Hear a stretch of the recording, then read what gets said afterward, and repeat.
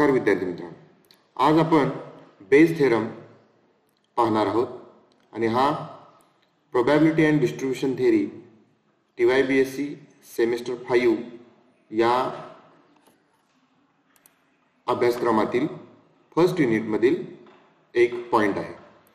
तर बेस या सायंटिस्टने prior information consider करून एखाद्या सबसेटची प्रोबॅबिलिटी कशी फाइंड आउट करायची याच्यासाठी कंडिशनल प्रोबॅबिलिटी चा फॉर्म्युला यूज करून एक फॉर्म्युला डेव्हलप केलेला आहे आणि तो डेव्हलप केलेला फॉर्म्युला वापरून आपण एक्झाम्पल्स आणि तो कसा डेव्हलप केला ते बघायचं। तर बेस थेरम पाहण्या अगोदर आपल्याला दोन गोष्टी पाहणं गरजेचं आहे, त्या आपण कंडिशनल प्रोबॅबिलिटीच्या लेक्चरमध्ये सुद्धा पाहिलेल्या आहेत। पहिली जी आहे ती प्रायर प्रोबॅबिलिटी आणि सेकंड आहे posterior probability. So prior probability म्हणजे काय, तर it is an initial probability value or originally obtained before any additional information is obtained. ही एक इनिशियल प्रोबॅबिलिटी व्हॅल्यू आहे, ती एक तर ओरिजिनली ऑब्टेन्ड असेल म्हणजे इनिशियली आपल्याला नोन असेल किंवा ती इनिशियली आपल्याला इझिली कम्प्यूट करता येईल। ओके, सो याला काय म्हणतो आपण, प्रायर प्रोबॅबिलिटी। आता यामध्ये खाली एक वेन डायग्राम दिलेली आहे, त्यामध्ये E1 E2 E3 so on up to En हे एक डिसजॉइंट इव्हेंट कन्सिडर केलेले आहेत। ओके, आणि हा डिसजॉइंट इव्हेंट कन्सिडर केल्यानंतर probability of E1, probability of E2, probability of E3, probability of En याच्या ज्या प्रोबॅबिलिटीज आहेत याला आपण काय म्हणायचं आहे, प्रायर प्रोबॅबिलिटीज। त्यानंतर ए हा एक सबसेट आहे की तो subset E1 E2 E3 so on up to En यांच्या युनियन जे आहे ती तो म्हणजे त्यांचा काय असणार आहे, सुपरसेट असणार आहे। म्हणजेच E1 E2 E3 En यांचा मिळून हा जो सेट आहे याचा सबसेट कोण आहे, ए आहे। तर probability of A given EI, probability of A given E1, probability of A given E2, probability of A given E3 या ज्या प्रोबॅबिलिटीज आहेत याला आपण लाईकलीहुड म्हणतो। याला आपण काय म्हणतो, लाईकलीहुड। कारण का, कारण की how the probability of A is likely to occur given that the disjoint event EI is already obtained. म्हणजेच E1 E2 EI किंवा EI हा जर एक इव्हेंट ऑलरेडी ऑब्टेन्ड झालेला असेल, ऑलरेडी ऑकर झालेला असेल, तर probability of A find out कशी करायची, तर probability of A given EI याला काय म्हणतो आपण, लाईकली। आता पोस्टेरियर प्रोबॅबिलिटी, पोस्टेरियर प्रोबॅबिलिटी म्हणजे काय की प्रायर प्रोबॅबिलिटीज आणि लाईकलीहुड यांचा यूज करून एक आणि कंडिशनल प्रोबॅबिलिटीचा फॉर्म्युला यूज करून आपण ज्या काही प्रोबॅबिलिटी फाइंड आउट करणार आहोत त्याला पोस्टेरियर प्रोबॅबिलिटी म्हणायचं। पोस्टेरियर प्रोबॅबिलिटी हा प्रोबॅबिलिटी ऑफ EI गिवन ए असतो, प्रोबॅबिलिटी ऑफ EI गिवन ए। यामध्ये काय असतं, ए तुमचा गिवन असतो, ऑलरेडी ऑब्टेन्ड असतो आणि प्रोबॅबिलिटी ऑफ EI आपल्याला काय करायचे असते, फाइंड आउट करायचे असते। म्हणजे for example probability of E3 given A जर आपल्याला फाइंड आउट करायची असेल तर ती प्रोबॅबिलिटी फक्त probability of E3 is occurred given that it is from subset A, म्हणजे हा पार्ट फक्त येईल हा। Okay, so these are the prior, posterior probabilities and like. आता आपण एक्झॅक्टली बेस थेरम म्हणजे काय ते बघणार आहोत। बेस थेरम हा मी फंडामेंटल्स ऑफ मॅथमॅटिकल स्टॅटिस्टिक्स जे बुक आहे ते आपल्या सिलेबसच्या रेफरन्समध्ये आहे, त्यामधील by SC Gupta and VK Kapoor, page number 4.4 मधून घेतलेला आहे। ओके, तर बेस थेरम आपण ज्यावेळी शिकत असतो त्यावेळी याच्या अगोदरची जी व्हेन डायग्राम आहे ही व्हेन डायग्राम खूप महत्त्वाची आहे। या व्हेन डायग्राम मध्ये पुन्हा एकदा मी तुम्हाला सांगतो की E1 E2 E3 so on up to En हे डिसजॉइंट इव्हेंट आहेत आणि त्यांचा एक हा सेट आहे। ओके, हे या सेट मध्ये ए हा या डिसजॉइंट सेटच्या युनियनचा सबसेट आहे। ओके, सो कन्सिडर केल्यानंतर बेस थेरम काय सांगतो बघा, if E1, E2, En are mutually disjoint events with probability of Ei is not equal to 0, I is equal to 1 to n, then for any arbitrary event A which is subset of union of Ei, म्हणजे union of Ei म्हणजे काय असणार आहे आपला superset असणार आहे. कुणाचा superset? ए चा सुपरसेट. आणि ए हा subset of this union of Ei such that probability of A is strictly greater than 0. डिनॉमिनेटरला 0 आपल्याला येता कामा नाही, म्हणून हा स्ट्रिक्टली ग्रेटर दॅन 0. म्हणजे सगळ्या प्रोबॅबिलिटीज आपल्या काय पाहिजे?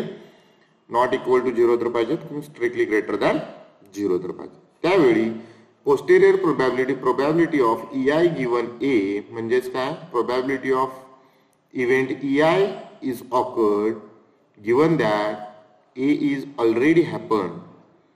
Okay, so this is equal to probability of Ei म्हणजे ही prior probability, probability of A given Ei म्हणजे ही posterior probability divided by P of A. P of A म्हणजेच काय येतं इथं? summation I is equal to 1 to n P of Ei into P of A given Ei. आता ही summation का घेतली? कारण ॲक्सियोमॅटिक definition of probability काय सांगते आपल्याला? जर डिसजॉइंट इव्हेंट असतील E1, E2, En हे जर डिसजॉइंट इव्हेंट असतील तर probability of union of Ei is equal to probability of काय येतं? summation of probability of Ei.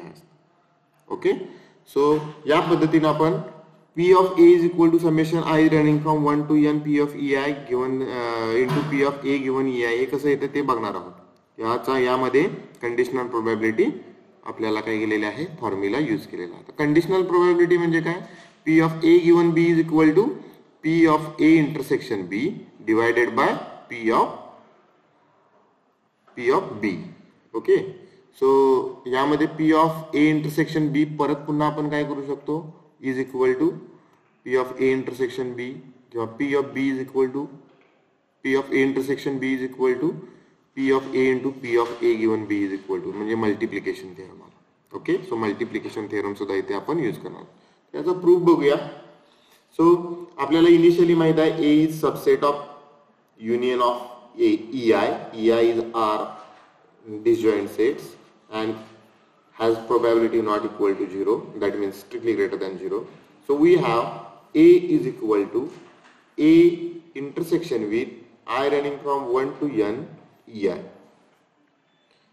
तर A हा सबसेट असल्यामुळे युनियन ऑफ Ei चा A चा intersection with union of Ei is also equal to A. हा आपल्याला rule माहित आहे. That is equal to union आणि इंटरसेक्शन. युनियन बाहेर घेतल्यानंतर इंटरसेक्शन आत जाऊन काय येईल? A इंटरसेक्शन Ei म्हणजे हा डिस्ट्रीब्युटिव्ह लॉ इथं आपण यूज केलेला आहे. Okay, so since A intersection Ei is a subset of Ei is a subset of Ei, I running from 1 to n are mutually disjoint. त्यामुळे Ei हे disjoint set असल्यामुळे A intersection Ei सुद्धा काय झाले? आपल्याकडे disjoint set झाले. त्यामुळे addition theorem काय येणार? Union of A intersection Ai चा इंटरसेक्शन टर्म काय होणार? डिसजॉइंट असल्यामुळे 0 होणार आणि probability of A is equal to म्हणजे probability of A is equal to probability of union of A intersection Ai is equal to काय मिळणार आपल्याला? Summation of probability of A intersection Ei.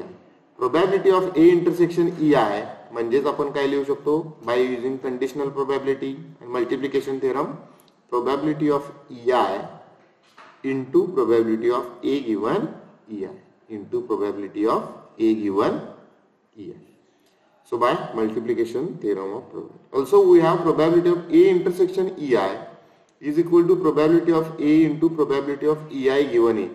यामध्ये आपण probability of A into probability of Ei given A सुद्धा आपण put करू शकतो. पण आपल्याला या पद्धतीचा हे पाहिजे कारण हे लाईकलीहुड जे आहे हे लाईकलीहुड आणि प्रायर प्रोबॅबिलिटीज आपल्याला नोन असणार आहे. So probability of A intersection Ei is equal to probability of A into probability of Ei given A. So probability of Ei given A is equal to probability of A intersection Ei divided by P of A. P of A म्हणजे इथं आपल्याला दिलेला आहे काय? P of A is equal to P of Ei into P of A intersection Ei. ते इथं आपण घेतलेलं आहे. आणि probability of A intersection E I म्हणजेच काय इथे दिलेलं आहे मल्टिप्लिकेशन थेरम यूज करून P of E I into P of A intersection E I यामध्येच आपण इथे घेतलेलं आहे. आणि हा जो फॉर्म्युला आहे हा फॉर्म्युला म्हणजेच काय असणार आहे आपला बेज थेरम असणार आहे. यामध्ये हा पोस्टेरियर प्रोबॅबिलिटी, प्रायर प्रोबॅबिलिटी, लाईकलीहूड आणि हे प्रायर प्रोबॅबिलिटी लाईकलीहूड हे आपण कन्सिडर केलेले आहे. हा फॉर्म्युला यूज करून आपण इथून पुढचे एक्झाम्पल बघायचे. सो पहिल्यांदा एक सिंपल एक्झाम्पल आपण बघूया आणि त्या सिंपल एक्झाम्पलमध्ये mister Bob is travel to work from following modes and probability of he will be late to work is given. आता मिस्टर बॉब ते त्यांच्या कामासाठी ऑफिससाठी जात असताना ते ट्रॅव्हलिंग मोड्स कोणकोणते वापरत आहेत कार, बस आणि ट्रेन. आता ते कारने गेले तर त्यांचे लेट होण्याचे चान्सेस 50% आहेत, बसने गेले तर 20% आहेत, ट्रेनने गेले तर 1% आहेत. Suppose that the Bob is let one day, म्हणजे एका दिवशी बॉब काय झालेले आहेत लेट झालेले आहेत आणि त्यांचे बॉस जे आहेत ते बॉस काय करणार आहेत his boss wishes to estimate the probability that he traveled to work that day by car. आणि त्या दिवशी ते कारने येण्याची प्रोबॅबिलिटी किती आहे ते लेट झालेले आहेत. हा इव्हेंट जो आहे तो हॅपन झालेला आहे. म्हणजे आपल्याला इथं ए म्हणजे काय असणार आहे हॅपन्ड इव्हेंट असतो. ए म्हणजे काय असतो ऑलरेडी हॅपन्ड इव्हेंट असतो. म्हणजेच काय की Bob is late on a particular day. So A is that event. What is EI? EI is he is E1 means he is traveled from car, E2 means he is traveled from bus, E3 means he is traveled from train. 0 1.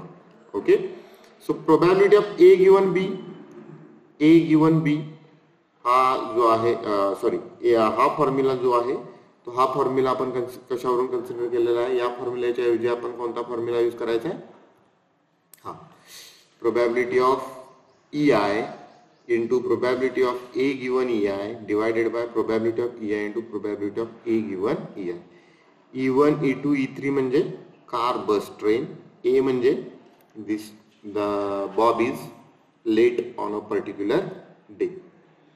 तर त्यामध्ये आपल्याला probability of बॉसला काय करायचं आहे probability of Bob is late on a particular day and traveling from a car. So this is probability of late given it is traveled from car into probability of travel from car divided by probability of late. So probability of Bob is late to work given that it is traveled from car it is equal to 0.5. So probability of car it is traveled from car is because of 0.33. Why?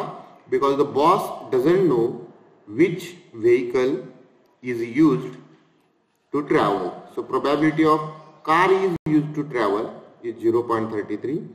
Probability of train is used to travel is 0.33 and probability of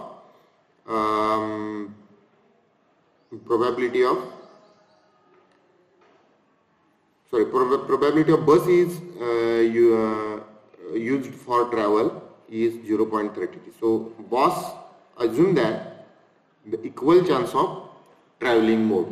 Okay, so last time here I used notation for E1 as Bob is traveled from car. Okay, but this probability is a Bob is traveled from car and he is late. So probability that E1 given A, E1 intersection A is 0.5. So probability of Bob is traveled from bus given that he is late is probability of E2 intersection E2 given E2 given A is 0.2, and probability of Bob is travel from train given that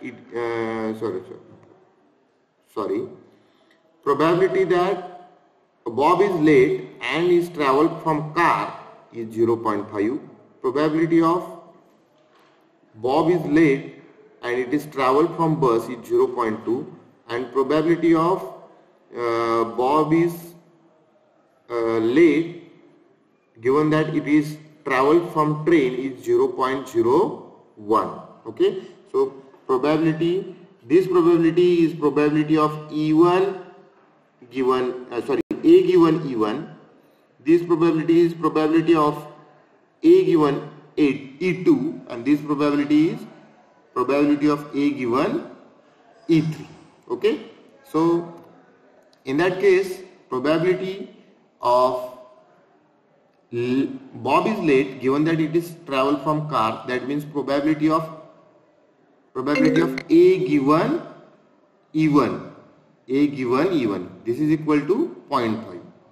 Okay, so probability of car is, the boss doesn't know which vehicle is used to transport, hence the equal chance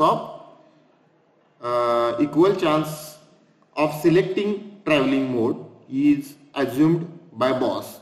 So probability of car is 0.33, probability of selecting bus is 0.33, probability of selecting train is 0.33. So probability of A is equal to 0.5 into 0.33. 0.5 means probability of A given E1 into probability of E1 plus probability of A given E2 into probability of E2 plus probability of A given E3 into probability of E3. Okay, so all these probability will take added together, so we get probability of late. So probability of car given late, that means probability of E1 given A can be obtained by using Bayes theorem as probability of E1 given probability of A given E1 into probability of E1 divided by probability of A. So this is equal to 0.7042. Okay, so next example is, suppose that the product is produced in 3 factories X, Y, Z. So we have 3 factories X, Y, Z. It is known that factory X produces thrice as many times as the factory Y. एक product 3 companies produce करतात X, Y, Z, आणि यामध्ये पहिला assumption आहे X produces thrice as many items as factory Y, म्हणजे Y पेक्षा 3 times more X product produce करतात, and that factories Y and Z produce the same number of items. Y आणि Z काय करतात, same number of items produce करतात.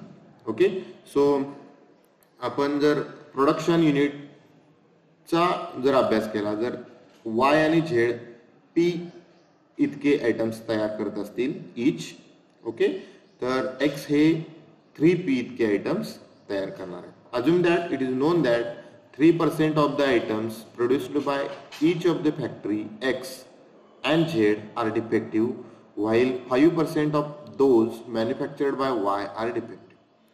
X आणि Z मधले 3% items हे डिफेक्टिव्ह असणार आहेत आणि 5% आयटम्स हे Y मधले डिफेक्टिव्ह असणार आहेत. All the items produced in the 3 factories are stocked and an item of product is selected at random. What is the probability that this item is defective? एक items randomly selected item जो आहे तो defective येण्याची probability काय आहे?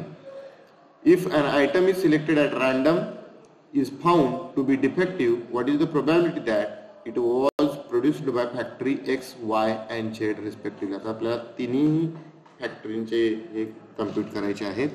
ते कसे compute करायचे ते आपल्याला बघायचे आहे. ओके, सो आपण यामध्ये सोल्युशन मध्ये पाहणार आहोत. Let the number of item produced by each of the factory Y and Z be n. Y आणि Z number of items produce करण्याचे जे हे आहेत प्रोडक्ट्स आहेत, नंबर ऑफ प्रोडक्ट्स ते किती असणार आहेत, n इतके असणार आहेत.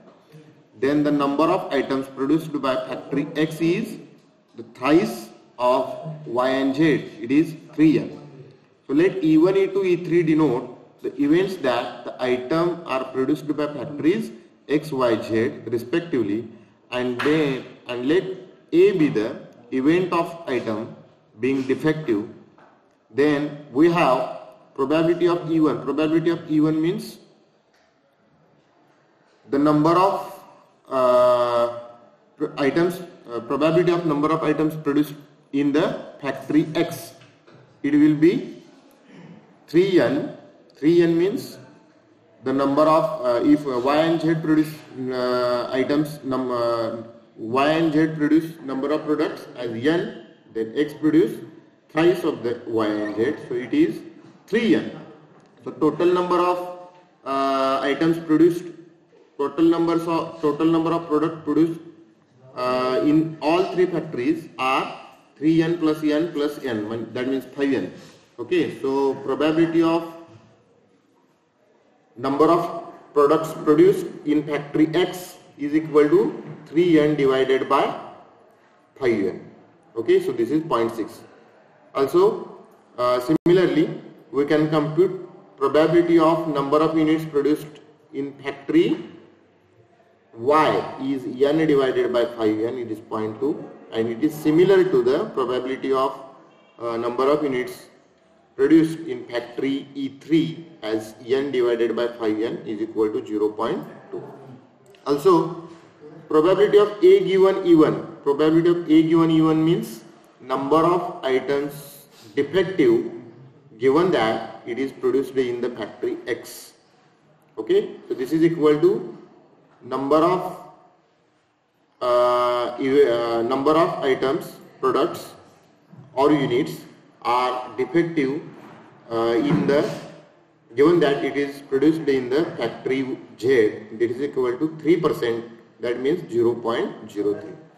And probability of A given E2, that means number of items, probability of number of items are defective given that are developed manufactured in factory Y is equal to 5%, 0.05. So that all probabilities are given to us.